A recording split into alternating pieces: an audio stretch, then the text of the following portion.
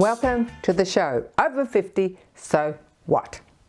I'm Carol O'Halloran. On this show, we aim to have balanced content for men and women. And today, it's pretty obvious.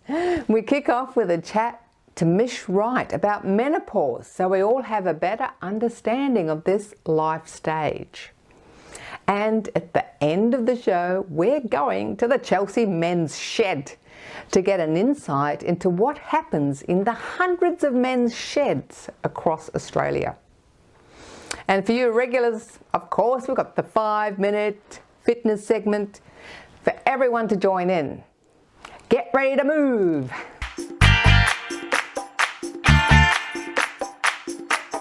Going through menopause can be a challenging time for a lot of women and also for their partners. Well, today we're having a chat to Mish Wright, who is a writer, speaker and educator specialising in women's health for over 15 years. Welcome to Over 50, So What? It's great to be here, Carol.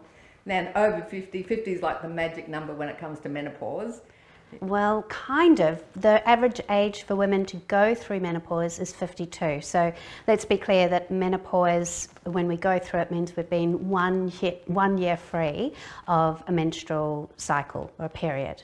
Then most people just talk about, oh, she's going through the menopause or I'm going through the menopause, but there is another term that really technically applies to the time leading up to the menopause, which is perimenopause. Can you tell us about like the proper way to describe going through the change? Right. Well, menopause, as I said, is like when you're 1 year free of your periods, and that's like a bookend to your reproductive time. But like going through puberty, it just doesn't happen overnight. Your hormones change, your body change. There can be also psychological changes as well, and these can creep up. And for some women, it can be as short as 4 years. For other women, it could be anywhere up to 10 years. So if we do the maths of being 52 when we go through menopause, these symptoms might actually start making an appearance in your early 40s or before. And what do we call the word for leading up to menopause? Perimenopause. So perimenopause. So because you don't normally hear people talking about saying, oh, I'm going through perimenopause. You just say, I'm going through menopause. Yes. So I think perimenopause is really coming into the people's language now as people are realizing and talking more about this really important life stage that affects over 50% of the population. If you have ovaries, then you will go through menopause. So you can start going through perimenopause like early 40s, but the average is 52. So you still may be not even achieve menopause until your late 50s, is what you're saying. That's right. And also, it's not like, oh, I'm 1 year free of my periods, all my menopausal symptoms disappear overnight. So the symptoms of menopause can last way longer than that 1 year free of a menstrual cycle. So what's actually happening to our bodies at this time? Well, the key driver to all the changes that happen and all the symptoms that people experience when they're going through perimenopause is mainly due to the drop in estrogen. So that's the hormone that really drives, well, it has a role to play in just about every function, everything from our brain function to keeping us, our skin feeling not dry and supple and having elasticity. So it also has effects on protective effects on the heart. Really interesting that for women, while they are in their reproductive years and estrogen is flowing, they have a lot less heart disease, but men generally are the people who die of heart attacks. But post-menopause, without that estrogen, women really very quickly go to meet their male counterparts in terms of heart health issues, and it is the #1 killer of women. And also, doesn't estrogen have an effect on your bone density? It does indeed. So we need to be storing, making our bones strong while we have lots of estrogen, so that when we hit that period where our estrogen rapidly declines, it just doesn't ebb away, it like jumps off a cliff. So that means that our bone strength and muscular strength will go down. So it's like getting as much in the bank as possible before you hit that time. So for women, strength training is really, really important in that 30s and 40s and 50s. But as you know, Carol, you can be strong at any age. So don't think, oh my goodness, I'm 50 and I haven't done any strength training, my bones are shot. So everyone has the ability to get stronger. So the estrogen's dropping off and you stop having periods. Is there anything else major that's happening in the body? Well, there are so many major things that are happening in the body, from mood swings. One of the symptoms that less talked about, but often women in reflection talk about how they knew that they were in perimenopause, is they had increased anxiety and depression. So that has all to do with it. There are also, women can find sex painful because their natural lubricant can disappear. And it's not just, vaginal lubricant, but also their eyes might feel dry, their skin feels dry. So it has impacts over, your emotional, your psychological, as well as your physical health as well. And one of the big things that women often talk about is that they have weight gain. So where they just used to be able to eat a little less, maybe work out a little bit harder at the gym and knock off a couple of kilos pretty easily, that all changes during menopause. The things that you did in the past might not work for you now. Well, one of the symptoms that I had when I was going through it was that I was craving sugar, and I felt like I would strangle someone if I didn't get a hit of sugar from somewhere. Right. And I remember Oprah Winfrey saying her big thing with her weight gain was she loved fried fatty foods, but when she went through menopause, she said all of a sudden she craved sweet things as well. Yeah, well, the energy, looking for the energy, and the body is really, it knows that the estrogen is leaving, and so it wants to store as much of it as it can, and so it does, and it stores it in fat, and it puts it in a place where it's easily accessible, which happens to be around our middle. So if you are thinking, why is it that my shape is changing yet my diet isn't changing, my exercise regime isn't changing, then that is just part of the menopausal process. Now, another thing I've noticed and people have spoken to when I went through it as well was sleep. It was so hard to sleep, always waking up at 3 in the morning. Yeah. Sleep is the number one, if we're looking at ways in which we can help ourselves through this menopausal process, is prioritizing sleep. And this can be really tricky if you're getting hot flushes. And it's a bit of a, what do you call, a snowball effect of you don't have enough sleep, then your body craves that energy from carbohydrate or high sugar, and then the body takes that energy and it stores it around the middle. So like I said before, the things that worked before might not work the same way. Sleep is a number one way of making sure that you navigate that menopausal transition well, but it can be tricky. Yes, it was tricky for me. Too tired, then craving the sweet things to give me energy, and then too tired to exercise, so my exercise, diminished from where it was before.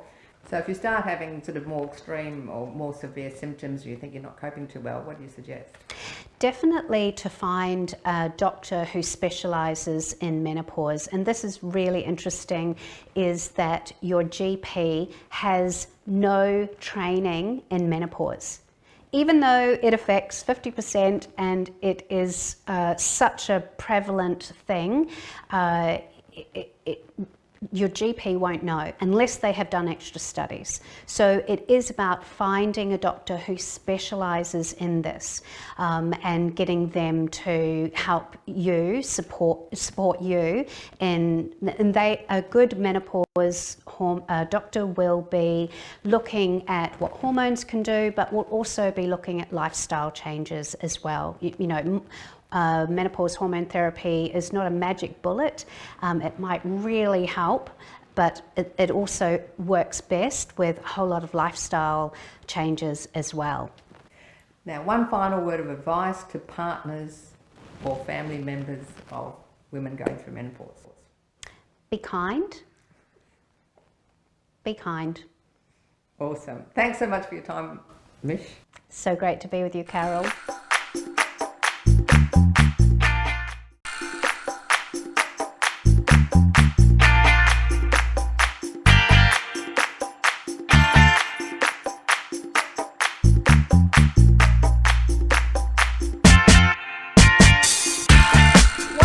To 5-Minute Fitness. If you want to feel brighter during the day, wear something bright.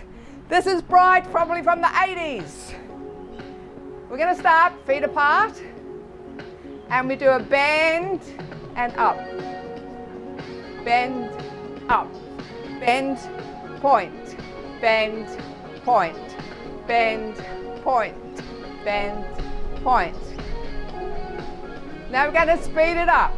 And bend, point, bend, point, bend, point, bend, point. Now, to raise the intensity, we're going to add the arms.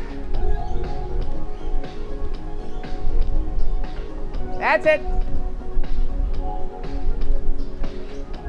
See the bend in the middle? Bend. If you make the bend a bit bigger, you work a bit harder. 4 more. 4, 3, 2. Okay, hold it there. We're going to lift the right knee. We're going to do 8. Ready? Here we go. 8, 7, 6, 5, 4, 3, 2. Other side. 8, 4, 3, 2, add the arm. 8, 7, 6, 5, 4, 3, 2, change. 4, 3, 2, now 4 times. 1, 2, 3, and change. 1, 2, 3, and change. 1, 2, and change. That's it. 3, 2, 1. Again, last one. Now 2 times. 1, 2, 1, 2, 1. That's it.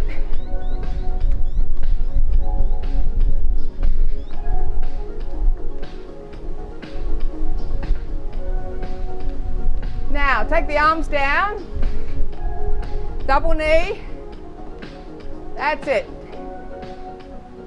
We're going to do something a little bit different. Watch.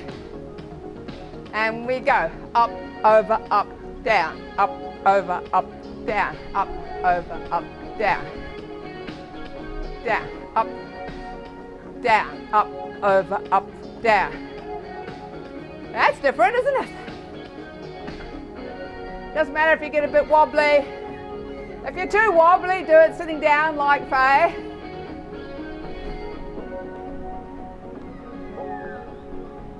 Last one. Take it back to bend and point. Bend, point, bend, point, bend, point, point. That's it. Yes. Woohoo! Say to yourself, I'm hot stuff. I'm hot stuff. What are you? Hot stuff. Real hot. Add the arms. Even though this is the first day of winter tomorrow, wear hot stuff. Swing the arms.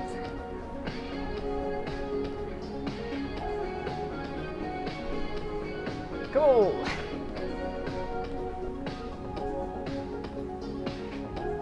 Okay, last one. Back to the knee lifts. 8. You ready? Go. 8, 7, 6, 5, 4, 3, 2, change. 8, 7, 6, 5, 4, 3, 2, change. 8, 7, 6, 5. Last time doing 8. 8, 7, 5. Now do 4 times. 4, 3, 2, change. 4, 3, 2, change. 3, 2, last one. And lift. Yes, that was good for your brain, wasn't it? Remember, 5 minutes a day.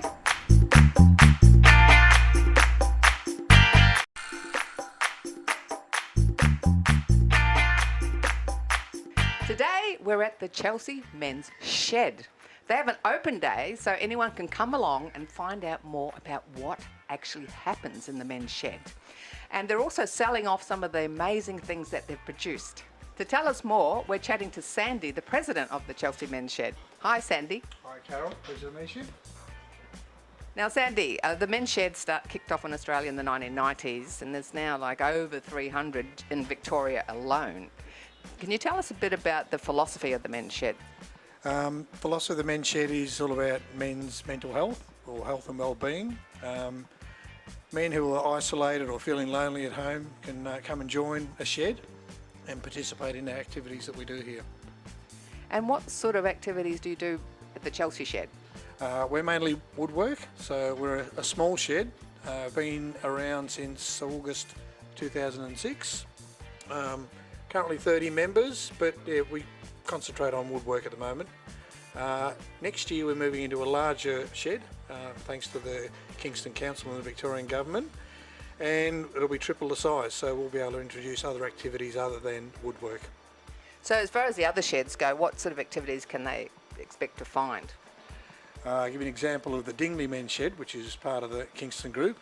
They do pool, snooker, bike riding, gardening, golf, music, art, lots of other things. So they're quite a large shed, so probably a dozen or so different activities they do, and they've got close to 300 members, so they're quite large.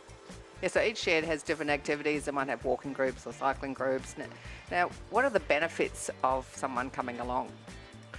I think it's just the social aspect. As I said, people who feel isolated or feel as though they need to get out from the home can come down and meet with other gentlemen of similar age and ilk, and just have a chat and participate in those activities. So if you like gardening, come down and do some gardening, that type of thing. So the benefits are really just sort of getting out amongst other people and having a chat and feeling good about yourself. So someone rocks up for the first time, knowing nothing, but they come along to a regular open morning or whatever. What happens?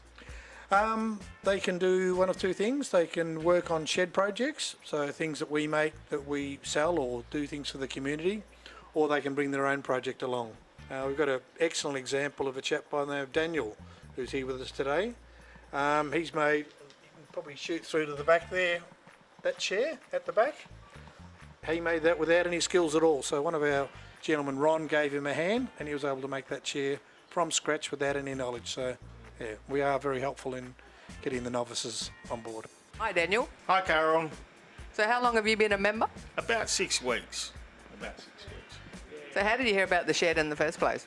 Well, I was looking for something to do. I was sitting at home and I had depression, and I was looking for a men's shed, and I just looked up online men's sheds. I just popped in here one morning and I just said, look, Sandy said join up, it's $60 and all up, and I joined up, and then I came back the next week and I had an idea of building a chair, and I sat down and Ron said, when are you going to build your chair?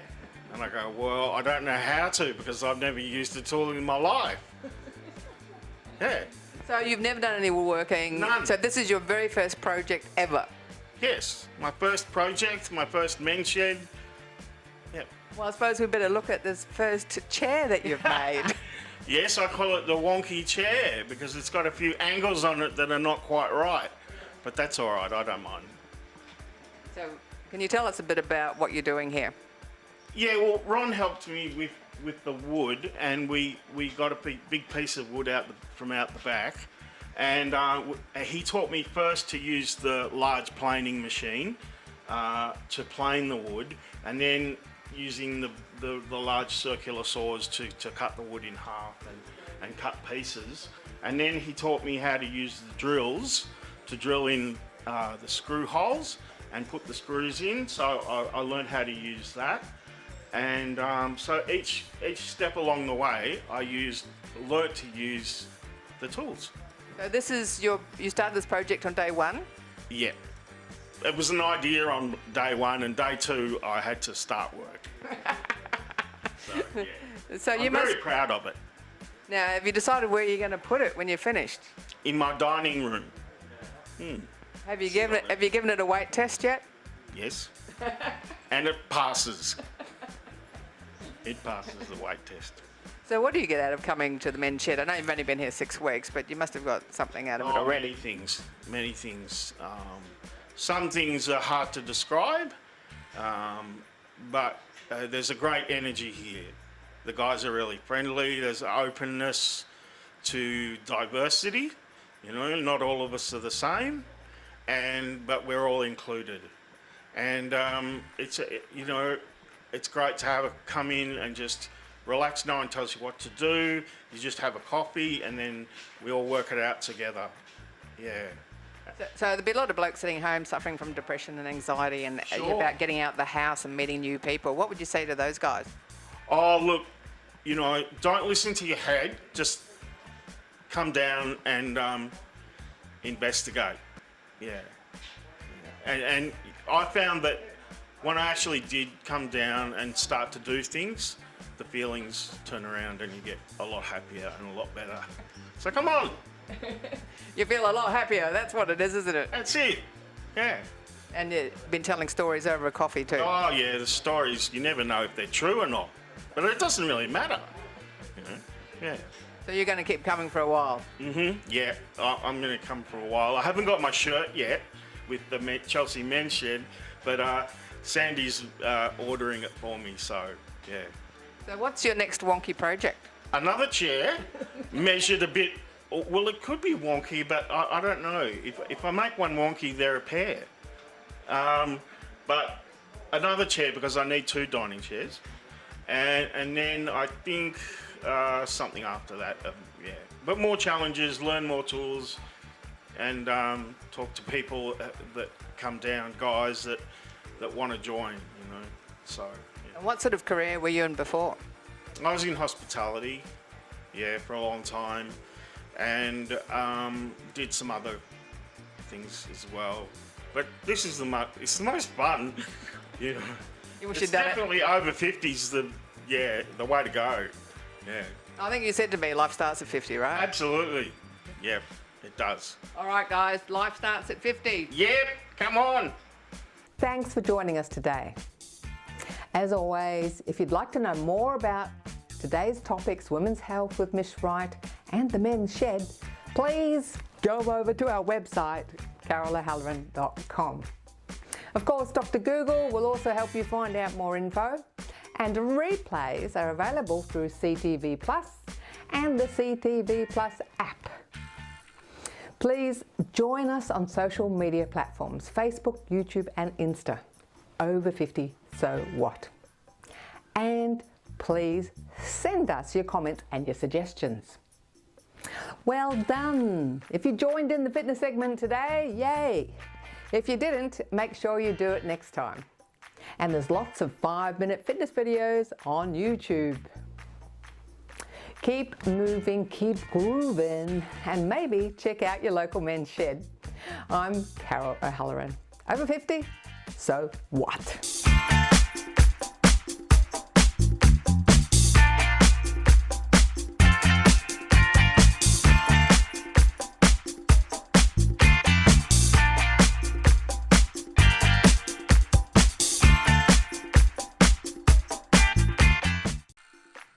Thanks for watching our TV show.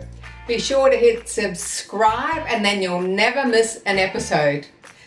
Jump on Facebook, join our group, get in on the fun, fitness, wellness and inspiration. I'm Carol, over 50, so what?